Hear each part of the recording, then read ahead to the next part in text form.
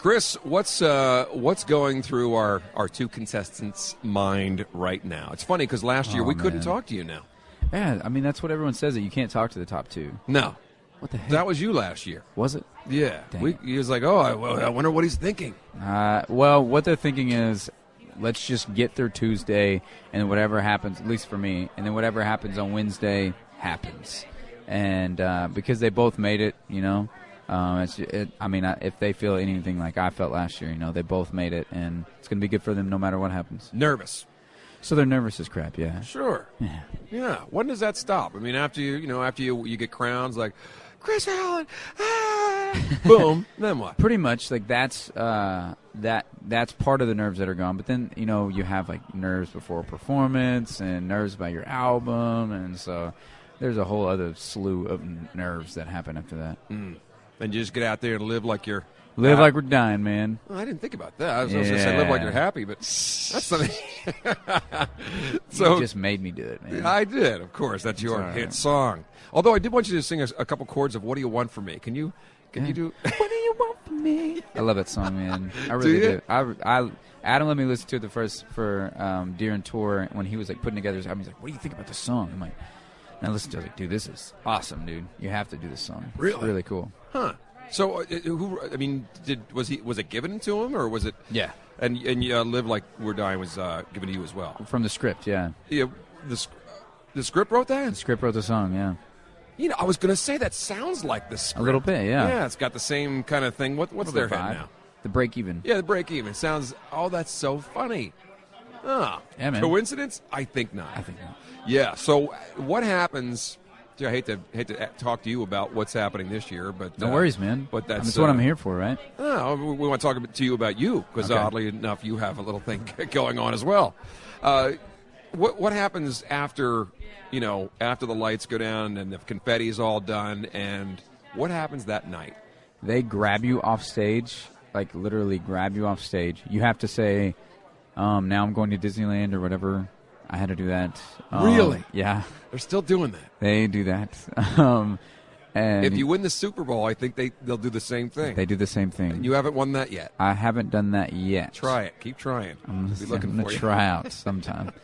Maybe as a kicker or something. Good. And then you do a ton of interviews that night. And then you have to wake up super early in the morning, like 3, and do some more. Things have settled down a little bit since then? Yeah, no, they're really cool right now. Now you're in the real world. Sure. Or whatever. Like, of course we ask you, going through the top 10 or whatever, and say, hey, is this preparing you for the real world? Whatever. No, what you were treated with, as you were going through Idol, and now, is it what you thought, or is it a good training ground? No, man, it's awesome. It gets you ready for everything, and stuff does die down, especially after the Idol tour, and you put out, your album and the first single, and you get to play shows for people, and they're crazy about it, and there's a lot of people that come out, so it's great, man. I love it. What was your Idol tour like? It was a blast, dude. I mean, everyone got along, so that made it so much easier. I've heard stories of other, years where some idols, not all of them at least, did not get along as well as us, and apparently the tour didn't go so well. Or at least they didn't have a lot of fun on it. Like, we had a blast, man. Every night was fun. What was going on? What was the show like? Was it something like we see in the finale when you guys all get together? It's a little bit. Everyone kind of has their own little show. So starting from 10, you go up, and everyone does their certain amount of songs, and there's a couple group numbers in there, and then there's one big group number at the end, and that's kind of the curtain. It's cool. Good for you. Yeah. It's amazing. I'm going to ask you one last question because everybody gets nervous when we talk to you for more than 3 minutes for crying out loud. Jeez. I know I'm so important.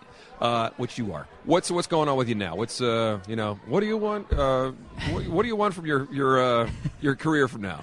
For me, man, we the new single is just out. It's called "The Truth" with Pat Monahan, and it's from Train. And he wrote that or co-wrote. He wrote the song, or co-wrote the song. Yeah, he's great, man. We actually just met yesterday, so and we sang the song together yesterday. It was really cool, man. That guy's got a voice and a hat. It's insane. It's insane. I to be honest with you, I mean, I've heard Train sing, and I've heard him on the radio forever.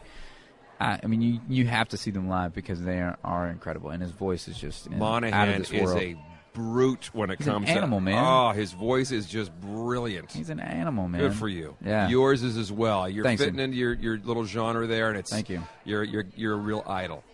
Thank you. Kris Appreciate Allen. that. Look at that. And of course you're not stuck up either, which is kind of cool. I try not to be. Yeah, it's hard. It's getting harder. Would you slap me down if I was? No, I wouldn't because I'm so much lower. Okay. So you need somebody like a Pat Monahan. He'll slap you. He probably would slap me. He would. Chris, thanks so much for stopping by. You're the Thanks, best. guys.